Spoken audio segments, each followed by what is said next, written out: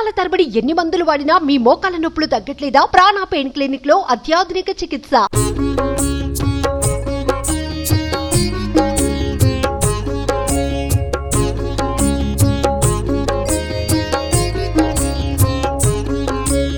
Welcome to Suman TV. Big network with big coverage. దేశ నలుమూలల్లో ఉన్న ప్రతి న్యూస్ని మీ ముందుకు తీసుకొస్తుంది సుమన్ టీవీ. ఈ రోజులో భాగంగా నేనైతే ఉన్నాను ఒడిస్సా రాష్ట్రంలో ప్రముఖ పుణ్యక్షేత్రం అయినటువంటి పూరి జగన్నాథ స్వామి ఆలయంలో ఉన్నాను. చూస్తున్నారా కదా, రథయాత్ర సందర్భంగా భక్తులంతా కూడా స్వామివారిని దర్శించేందుకు ఎంత కోలాహలంగా స్వామివారి దగ్గరైతే కొలువై ఉన్నారో చూస్తున్నారు కదా. బారులు తీరారు, సుదూర ప్రాంతాల నుండి వచ్చి భక్తులు కూడా. ముఖ్యంగా భారతదేశంలో ఉన్న ఈ పూరి క్షేత్రం గురించి అంతు చిక్కని, అంటే సైంటిస్టులు కూడా అంతు చిక్కని ఎన్నో నిజాలు ఉన్నాయంటే మీరు నమ్మగలరా? నిజంగా వాస్తవం ఇది. పూరి పుణ్యక్షేత్రం గురించి ఎంతమంది ఎంత చర్చించుకున్నా చాలా విషయాలు కూడా ఇప్పటికీ ఒక క్వశ్చన్ మార్క్ గానే మిగిలిపోయాయని చెప్పుకోవచ్చు. అందులో భాగంగా మొదటి చూసుకున్నట్టయితే రథయాత్ర గురించి మనందరికీ తెలుసు. రథాలు తిరుగుతుంటాయి. జగన్నాథ స్వామి, సుభద్ర, బలభద్రుడు సమేతంగా కొలువైన శ్రీక్షేత్రంలో జగన్నాథ స్వామి రథయాత్రను వీక్షించేందుకు చాలా మంది భక్తులు వస్తుంటారు. ఇందులో ఆశ్చర్యం ఏమిటంటే తనంతట తానే ఆగిపోయే రథం ప్రతి సంవత్సరం కూడా ఇక్కడ జరిగే రథయాత్రలో ఊరేగింపులో భాగంగా రథం తనంతట తానే ఆగిపోతుందంట, ఎవరి ప్రమేయం లేకుండా. అది ఎన్నిసార్లు చాలా మంది గమనించారు కానీ ఎవ్వరికి కూడా దేని వల్ల ఆగుతుందని అంతు చిక్కడం లేదు.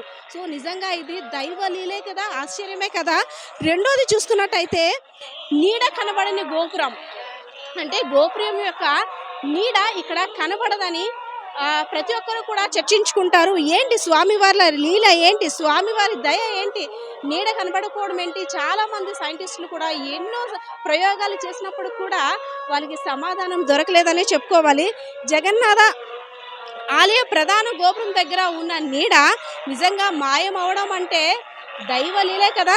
అలాగే ఇంకో మరో వింత గురించి చెప్పుకోవాలంటే మూడో వింత, గాలికి వ్యతిరేక దిశలో గోపురంపై ఉండే జెండా ఎగరవేయడం. యాక్చువల్లీ గాలి ఎటువైపు వీస్తే అటువైపు మాత్రమే వీస్తుంటుంది జెండా, కానీ అలా కాకుండా ఇక్కడ పూరి పుణ్యక్షేత్రంలో మాత్రం వ్యతిరేక దిశగా వీస్తుంటుంది.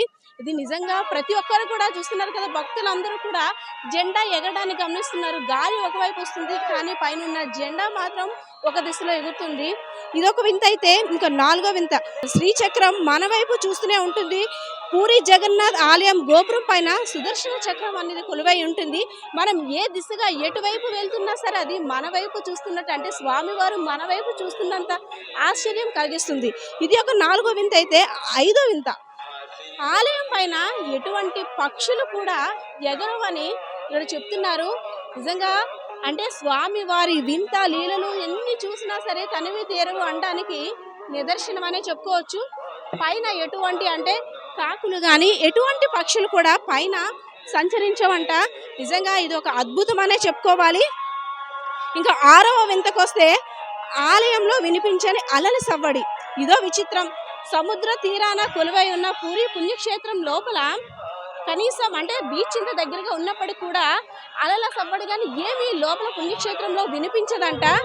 ఏంటి మాయ, ఏంటి సౌండ్ వినిపించకపోవడం ఏంటి? బీచ్కి ఇంత దగ్గరలో ఉన్నప్పుడు కూడా అలల సౌండ్ ఎందుకు రావట్లేదని ఎంతో మంది సైంటిస్టులు దీని మీద చర్చలు జరిపినప్పుడు కూడా వాటికి సమాధానం దొరకలేదనే ఇక్కడ ఉన్న సమాచారం. అదేవిధంగా ఏడో వింత, గుమగుమలాడే స్వామివారి ప్రసాదం.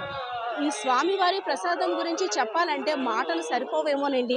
నిజంగా పూరి జగన్నాథగిరికి 50 రకాల ప్రసాదాలు అమరుస్తారంట. అయితే ప్రసాదాన్ని అన్న ప్రసాదాన్నే తయారు చేస్తారట. ప్రసాదాలన్నీ ఎలాంటి వాసన ఉండదు.